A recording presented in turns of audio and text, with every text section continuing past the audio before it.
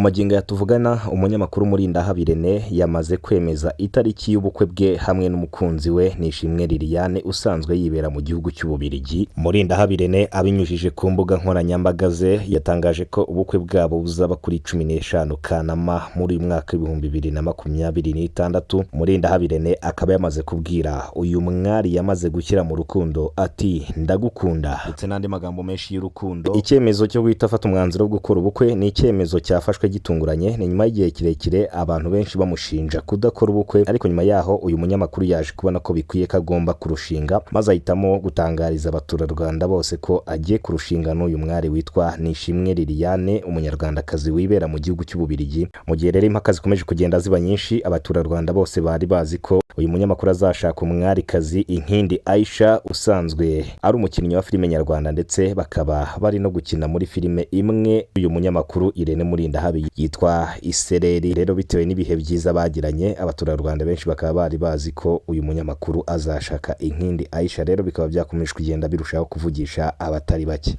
Irene Murindahabi umunyamakuru wabigize umwuga, akaba yarakoreye ibinyamakuru byinshi bitandukanye harimo Isango Star, harimo Isibo TV. Magingo akaba yikorera ku kinyamakuru cye yise MIE Empire ndetse n'ibindi bitandukanye. Mu minsi mike rero yashize akaba aribwo yinjiye muri sinema ya filime nyarwanda, ndetse rero filime ikaba yitwa Isereri ndetse ikaba inakinamo ibyamamare byinshi bitandukanye harimo Inkindi Aisha. Uyu Inkindi Aisha akaba ari n'abanyarwanda bari bazi ko ari we Irene Murindahabi azashaka nta gihindutse, ariko magingo aya yamaze kwemeza ko agiye kurushinga n'uwitwa Nishimwe Liliane. Uretse kuba Murindahabi Irene yarabaye umunyamakuru ndetse na magingo akaba ari umunyamakuru, ikindi kandi akaba yarakoze kuri televiziyo nyinshi zitandukanye. Murindahabi Irene ubusanzwe asanzwe areberera hafi inyungu mu muziki abahanzi batandukanye harimo Vestina na Dorcas ndetse na Niyo Bosco, yewe n'abandi bahanzi benshi harimo nabo yagiye azamura abinyujije ku binyamakuru bitandukanye bye akorera, ndetse agikorera no kuri izi televiziyo twavuze haruguru. Yazamuye abahanzi benshi batandukanye. Irene Murindahabi akaba ari umunyamakuru ukomeye mu gihugu cy'u Rwanda. Ubwo rero uyu musore yari akimara gushyira hanze itariki y'ubukwe bwe, byatunguye abantu benshi ndetse biranabashimisha cyane. Ni mu gihe ibyamamare bikomeye mu Rwanda byamwifurije kuzagira ubukwe bwiza hamwe n'uyu mukunzi we Nishimwe Liliane. Babinyujije ku mbuga nkoranyambaga zabo bishimiye ko Irene Murindahabi afashe umwanzuro mwiza wo kurushinga. Ni mu gihe abandi basore benshi bo mu Rwanda bafite amafaranga kandi menshi atubutse batihutira gukora ubukwe, kandi uyu musore yarari muri abo ariko afashe umwanzuro. Ni by'agaciro gakomeye cyane. Congratulations kuri Irene Murindahabi. Gusa nubwo yamaze gushyira hanze itariki y'ubukwe bwe, nta makuru menshi y'ubukwe bwe arajya hanze ku karubanda. Gusa ariko ubwo yandikaga ubutumwa ku mbuga nkoranyambaga yatangaje ko ubukwe n'ubundi buzaba ku ya 15 Kanama, ariko atangaza ko ubukwe bwe buzitabirwa n'abantu bake b'ingenzi. Nubwo rero uyu munyamakuru aho ubukwe bwe buzabera hatarajya ku karubanda, ni mu gihe nyine andi makuru yakomeje kugenda agirwa ibanga, ariko ku mafoto murakomeza kugenda mubibona ko Irene Murindahabi ndetse n'umukunzi we Nishimwe Liliane baberanye kandi cyane.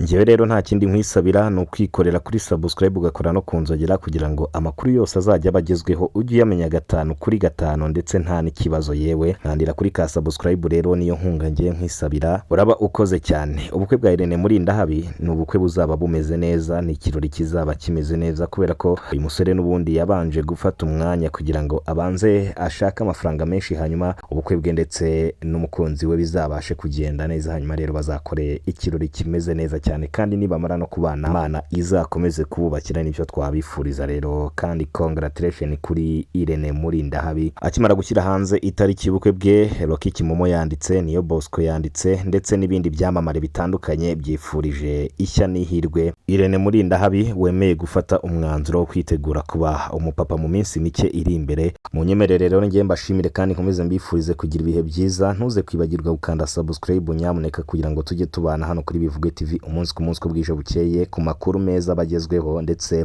n'ibindi bitandukanye bigenda binyura hano kuri Bivugwe TV. Ndabashimiye cyane rero kandi mukomeze kugira ibihe byiza. Uwiteka akomeze kuba mu byanyu.